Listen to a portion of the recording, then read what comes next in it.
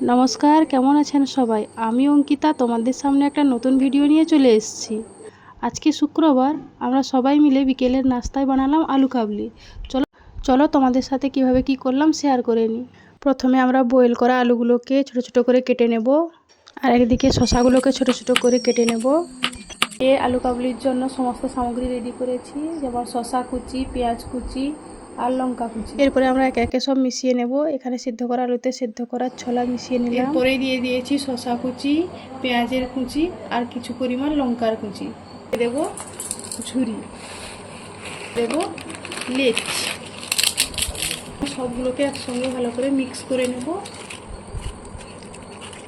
আসলে আমরা বুঝতে পারিনি, জায়গাটা আমাদের ছোট হয়ে গেছে, ওই জন্য একটু অসুবিধা হচ্ছে, বাট ঠিক আছে, আমরা মানিয়ে নিচ্ছি জিনিসটাকে।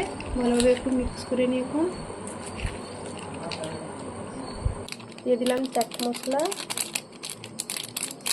এখানে মিশিয়ে দিলাম এখন লেবুর রস।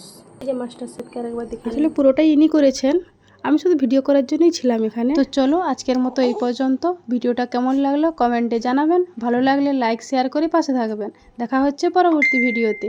ভালো থাকবেন, সুস্থ থাকবেন, টাটা।